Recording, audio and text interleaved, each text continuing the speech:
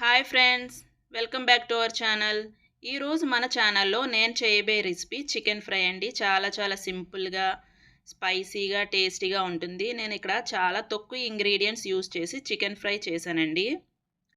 Bachelors అయినా, college students అయినా, వంట రాని వాళ్ళైనా ఎవరైనా ఈజీగా ప్రిపేర్ చేసుకోవచ్చు. ముందుగా ఇక్కడ చికెన్ తీసుకుని 2 సార్లు వాష్ చేసుకోవాలి.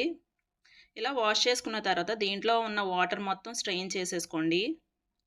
ఇప్పుడు మనం చికెన్ని ఏ గిన్నెలో అయితే వండుకుంటామో ఆ గిన్నెల్లో వేసేసుకోండి చికెన్ మొత్తం. ఇక్కడ మనం తీసుకున్న గిన్నె అనేది కొంచెం పెద్ద సైజులో ఉండాలండి. చికెన్ మిక్స్ చేసేటప్పుడు చికెన్ పీసెస్లు విరిగిపోకుండా ఉంటాయి.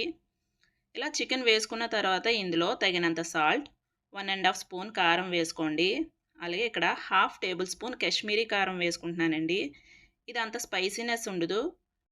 ఇది వేసుకోవటం వల్ల చికెన్ అన్నది మంచి రెడ్డిష్ కలర్లో వస్తుంది.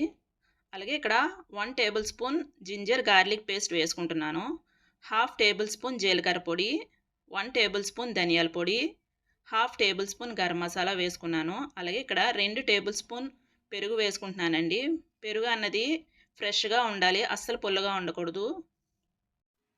తర్వాత ఇందులో 5 to 6 టేబుల్ స్పూన్ ఆయిల్ వేసుకోవాలి. ఆయిల్ వేసుకున్న తర్వాత ఈ మసాలాలన్నీ చికెన్కి పట్టేలా బాగా మిక్స్ చేసుకోవాలండి. ఇలా 2-3 నిమిషాల వరకు బాగా కలుపుకోవాలి చికెన్కి పట్టేలాగా మసాలాలన్నీ. ఇలా కలుపుకున్న తర్వాత ఒక అరగంట సేపు మూత పెట్టుకుని పక్కన పెట్టేసుకుందాం. ఒక అరగంట తర్వాత స్టవ్ మీద పెట్టుకోవాలండి. స్టవ్ మీద పెట్టుకొని మళ్ళీ బాగా మిక్స్ చేసుకోవాలి.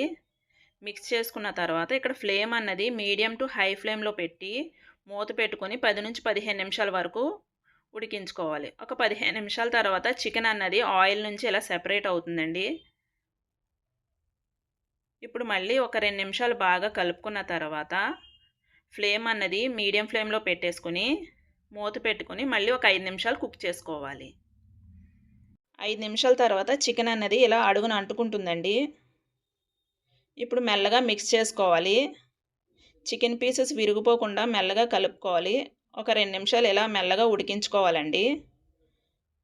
ఉడికిన తర్వాత స్టవ్ ఆపేసుకుంటే మనకు వేడివేడిగా చికెన్ ఫ్రై రెడీ అయిపోయినట్టే. దీన్ని ఇప్పుడు సర్వింగ్ బౌల్లో తీసుకుని వేడివేడిగా సర్వ్ చేసుకుంటే చాలా బాగుంటుందండి. మీరు చికెన్ ఫ్రై ఎలా చేస్తారో నాకు కామెంట్లో పెట్టండి. అలాగే మన ఛానల్ని ఎవరైనా ఫస్ట్ టైం చూస్తే ప్లీజ్ సబ్స్క్రైబ్ చేయండి, లైక్ చేయండి, షేర్ చేయండి. Thank you for watching.